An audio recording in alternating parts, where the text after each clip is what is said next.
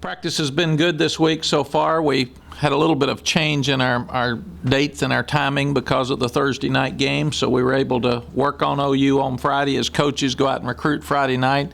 Actually met Saturday morning and practiced Saturday morning, gave the guys off Saturday afternoon, and then they actually went to the coaches' houses and ate on Saturday night and watched the Oklahoma TCU game and talked about strategy and game plan at that time. And guys know the urgency. They know we didn't start well like we wanted to, and they know OU's a team that's being talked about as a contender for the national championship. So we got our hands full, but we're excited about the challenge and the way they've been practicing. I expect them to play well.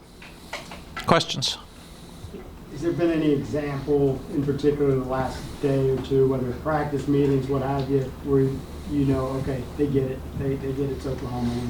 Well, they've been focused, and that's the biggest thing you look at. Are they sharp in practice, and are they handling the game plan well, and do they have confidence in the game plan? And today's a big day for that. You do some things on Monday, you do some things on Tuesday, and then you throw them out and clean everything up Wednesday. And today you should start to see exactly what you hope to see on Saturday. Mack, is there any correlation looking back as to good practices equal good performance in this game, or do you see things building up, or? I would think in some cases, and Coach Royal always said, Chuck, that you have to be careful not to play this game on Tuesday. And in some years, I think we have. So I have not felt that this week. I think they know that it's a long week and it's a very important game, and they know that they don't need to be ready to play on Tuesday. I thought we had good practice yesterday, but it wasn't like they were ready to play yesterday. Mack, are Jalen and Tyrone both getting quarterback reps this week? They are. We're looking at both of them, and we obviously haven't felt either one of them had earned the right to go in the game yet, or we would have put them in there. And we've told them both that. And we've said that with David will not travel. He will not be with the team. He's not going to dress out. So one of you two guys is one play away from playing in the OU game this weekend, and we've seen them both pick it up this week. So we have packages for both of them, and we'll just have to wait and see. Is it possible that Jalen can be the first guy to come in if the case comes out? I think it depends, again, on today, tomorrow, Friday's meetings, and this practice thing really is important to see how they respond. Mack, Oklahoma struggled a little bit on offense. You know, they scored 16 against West Virginia, 20. Do they look, slightly vulnerable on offense to you? They don't now because Blake is playing so well. You go back and look at the last two games. He's just been so accurate in his passing. Everybody knew he could run. And when he gets turned upfield, he's very, very difficult to tackle. But he's just been such a prolific passer the last two weeks that makes them tougher because they got great speed at wide receiver. Do you kind of think they may use Mike too, since he's faster, than Blake, or do you have to prepare for that too? Or? Yes, you do, but they're probably going to do a lot of the same things because Blake can run. He runs the option, he runs a quarterback draw, he runs a quarterback power. So you didn't see a lot of differences in what the two were doing structurally or by game plan when they came in.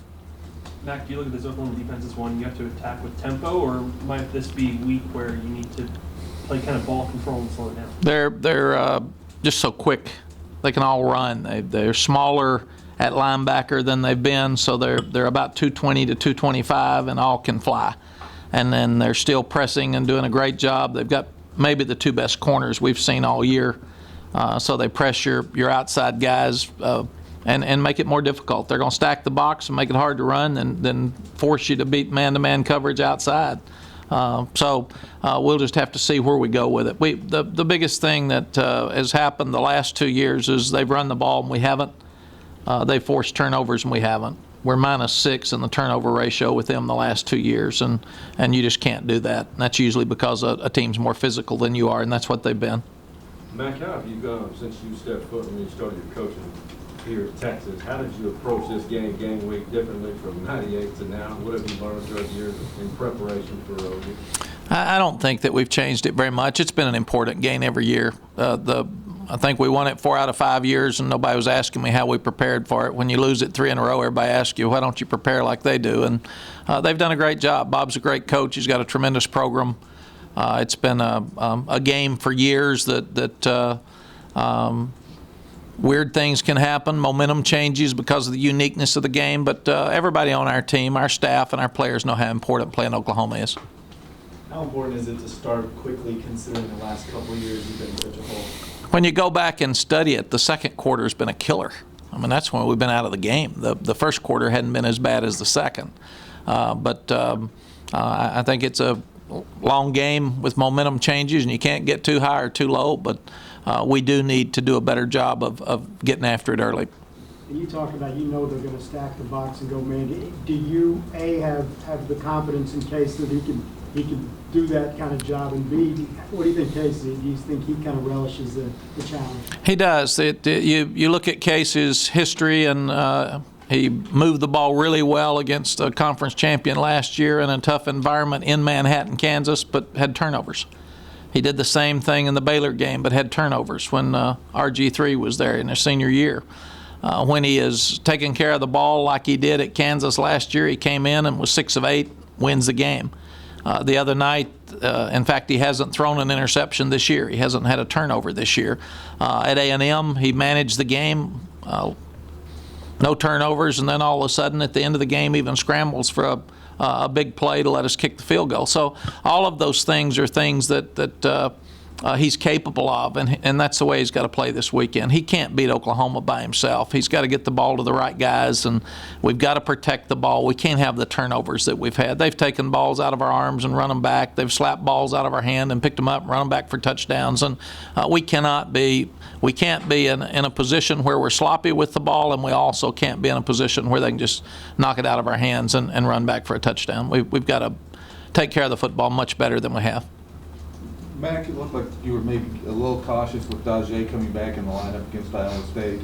I don't know if that's accurate or not, but do you expect him to be a bigger part of the game plan? We were cautious because we didn't know that he was 100%, and he's had a good week. So we feel like that we'll be able to utilize him better this weekend. You haven't really had him full strength since first quarter of BYU. Just kind of reiterate what he brings to the table. Yeah, he was a big part of our plan against BYU, and he got hurt on the third play. In fact, he went the wrong way and got hurt on the same play. So we haven't seen him since till last week, and he was better. He and Mike were both better. Neither one were 100%, but we hope they'll be 100% for Saturday. And the thing Dajay gives you is the ability to score every time he touches it. He just got great speed. And we will put him at punt returns this week for the first time because we need to get more out of our punt return than we're getting. Mack, media and fan opinion is one thing, but this Sports Illustrated report yesterday where it's somebody from the inside putting stuff out there, does that affect you? I mean, this is game week for OU. How does that affect you? I didn't see it, so it doesn't affect me at all. We're worried about what we can control, and what we can control is how we play, and I'm overloaded with that. So we're in our offices working hard. I was so proud last week in a pressure situation. The coaches hung together and the players hung together and drove right down and they stopped first. Dalton Santos stops Iowa State, and then we drive down and score with a lot of pressure on us. And so there's no giving up, no quitting in this coaching staff. They're all getting along. They're all doing great. Don't know what the article said. Don't care what it said, but none of that's a factor. If I worried about whatever article said since I've been at Texas in 16 years, Lord, I wouldn't have had time to coach. Or if I had tried to justify all that weren't accurate, either way. So none of that matters. That's the offensive. Winning matters. That's it, period. Yes, Kirk. How's the health of the offensive line and how they're practicing shape up? We'll have to wait on Josh to see how he is at game time, but he's been out there working. Has Desmond made any strides? Or? Yes. Yeah, he continues to improve. What about the defense under Greg and how much you've seen the change in the last month? I think it continues to improve each week. The biggest issue we've got right now is the linebackers playing consistently well, and that's something that Greg has just really gone back and worked on the fundamentals and the fundamentals and the fundamentals. And last week we discussed it a little bit on Monday, but we either got out of our pass rush lane some, or we ran by the quarterback, and you can't do either. And if that happens with Blake Bell, then you're going to have problems, because he can eat us up just like Sam Richardson did. We did a better job in the second half. Sam only got out one time in the second half. He killed us in the first half on all those third down situations. So all of those things, I thought Greg settled that down at halftime. He made some adjustments, and it was much better the second half. But we've got to go into this game and play good defense from the start to finish. Is stopping the run the number one priority? Yes. And forcing turnovers. I mean, this ball game, the team that's run the ball and the team that's won the turnover ratio has been the one that's won.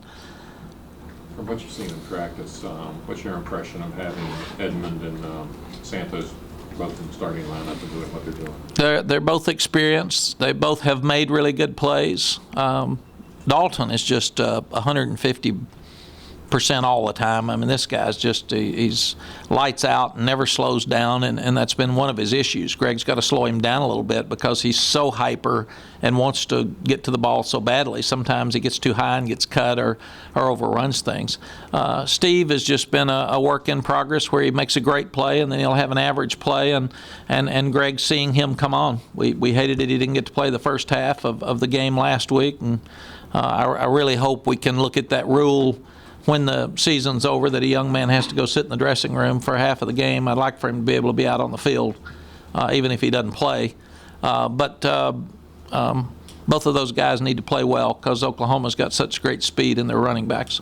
You know, Sheriff, the everything was the school's interpretation or the actual NCAA rule? The Big 12 told us that was the NCAA's interpretation, that he could, what we were told, Mark, is he could stretch with a team. He could be out there in pregame, but during his time of suspension, he had to be inside and could not be outside. And I'll give Iowa State credit. They actually gave him a place to sit, and we didn't have him dress. We just told him to dress 5 minutes before the first half was over, and then get ready to go for the second half, because we didn't think he should sit in his uniform for an entire half inside. You said they've been more physical the last 2 years. How do you go about addressing that this week in the lead up and changing that? We've talked about it for a year. So they've heard it. They know. These are smart kids. They can watch. They can see the film. I mean, Mac, do you revisit last year's game or the game the year before that at all, or in terms of films and things like that, or do you try to stay positive? What you...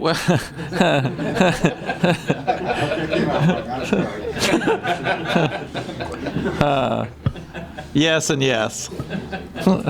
Yes, what you do is you take things that you need to fix, and you show them. Turnovers more than anything else. You would take key plays, but teams are different, years are different, and that's just you go back and study this game. We've won 4 of the last 8. You'd have thought we'd never won one.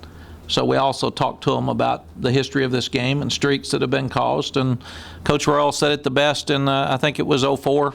I said, Coach, when do you stop streaks? And he said, when you're good enough and you decide you're tired of hearing it and hearing about it. And that's, I know our guys are tired of hearing about it, and hopefully they'll be good enough.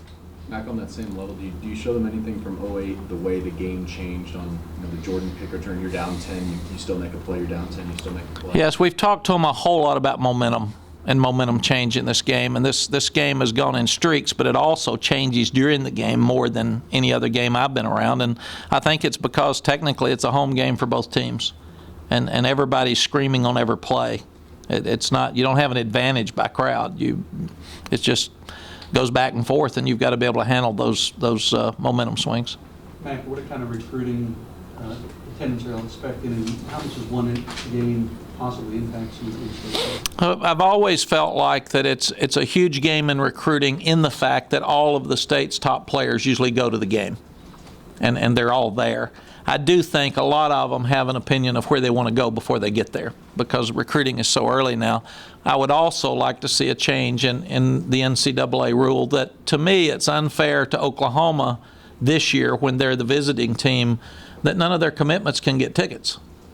And I would like to see them allow at Georgia and Florida game, at the Texas OU game, let both teams give tickets to their recruits, because it's unfair to the early recruits that don't have a chance to go. We're not going to give Oklahoma commits tickets. And same thing next year or last year for our guys.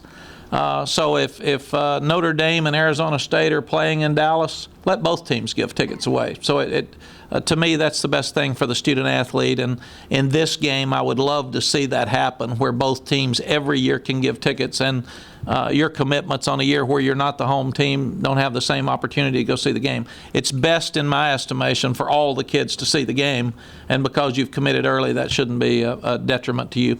You shouldn't be punished for that. OU lost Corey Nelson, their linebacker and captain, Dominic Alexander, you have a really young player. Is that a position maybe you can attack a little bit, his lack of experience?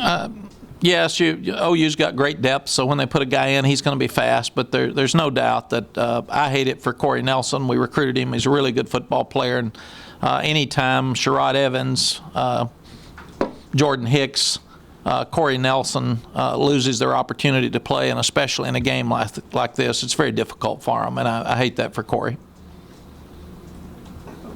Mack, a little off the beaten path, and you may not have even been paying attention to it, but most of the names for the College Football Selection Committee have leaked out, ranging from Barry Alvarez and Pat Hayden and guys like that, to administrators like Jeff Long in Arkansas, to Condoleezza Rice. Do you have any thought about the makeup as you've heard it so far? But they have not called me and asked me to be on it. And they have not called me and asked me my opinions of those that they would have on it, Chuck. And very honestly, I haven't looked at it. I don't have any idea who they are, so I'd hate to comment without putting some thought into it. They asked the loss. I don't know. He has not mentioned that to me, so they should have if they didn't. I'm not sure he'd want to do it. He's been around too long. How do you look at their special teams? Honeycutt's been there a long time as their kicker. Yeah, they've got great speed, team speed, and Bob's always done a good job of putting his starters on his special teams, so they're always a factor in special teams. I'm really proud of Nick Rose for what he's becoming as a kickoff guy. It was such a key factor at the end of the game the other night when you go back to 2008, when we kick off against Texas Tech and they return it to the 38-yard line and a field goal ties us, I think, or wins the game at that time, or ties us, I believe. And here the other night, same thing with Iowa State, and Nick Rose kicks it all the way out. And the same thing with Anthony Farrah. He wasn't healthy last year, and we didn't see what we're seeing out of him this year. But for him to put 5 balls inside the 15-yard line is a huge issue for field position. I know you don't pay attention to betting lines, but Oklahoma's a big favorite in this game. Is that, I don't know, are you and the team conscious of that, and are you more likely to just gamble more because you're underdogs? I know you want to avoid turnovers. I want to avoid the word that you just used. I know that, and you used it twice. It does take more chances. Our guys are aware that we didn't start like we wanted to, and that people are talking about them being a contender for the national championship, so we should be the underdog. They have played much better than we've played in the 5 weeks, and that's not in question. Our guys are smart. Like I said, they sat there and watched the TCU game the other night, and they watched every play, so they know exactly what we're up against Saturday. How healthy is Quandre Diggs? He's been okay. He's had a sore ankle all year. He's been kind of like Malcolm Brown. They've been nursing sore ankles all year, and they're well enough to play and not at full strength. Is Jackson fully back now to the form he was before the second pectoral injury? Yes. Yeah, Jackson's playing great. He and Ced Reed didn't get the stats early that we needed because people were running the option so much, and we never were getting anybody in second long, third and long. And if you think about it, the last 2 weeks, they finished the game with turnovers, and they're really good football players, and they've got to be a factor on Saturday. We've got to get pass rush. Coach, I know you've been asked this probably so many times throughout the years, but does it ever amaze you or shock you what you see when you drive up on that bus after the game? No, it doesn't. I guess I got so spoiled in '84 because I was on the bus at Oklahoma, and it was raining, and we drove right down the middle of the fairgrounds. and I've never seen that many people screaming, shouting, shaking the bus. And Coach Switzer actually looked at me and said, "Now you get it, don't you, boy?" And since then, we come in the back and we come around, and there's a great crowd that greets you when you get there. That's fun. But the first one was the most exciting for me because it was so unique. And then we had the game in '84 that was #1 against #2, and it rained so hard the entire ball game. The turf was bad at the Cotton Bowl. Nobody could stand up, and nobody left. I mean, everybody sat there for the entire game. And people have asked if I thought Stansberry intercepted the ball. And, you know, I did in '84. I don't now. I don't. I've gone back and reviewed it. Let's put it that way. So. Coach, I got 2 questions. First, the guys all week have been telling us how they have to live all year long with the sour taste in their mouth and losing to these guys. As a coach, do you have that same sour taste and live with it for a year, or do you just shrug it off after Saturday? This game is a game of tremendous pride for our fan base and our players, our coaches, and it's not good to lose this game. I mean, I've been, like I said, on both sides of it. We've won it, we've lost it, and there's a tremendous amount of pressure that comes with losing this ball game. And I think it's one of the reasons there's so many streaks. Usually the one that wins has a little roll because everybody brags on them for a year, and the other bunch gets beaten up for a year. And give Oklahoma credit for the last ones.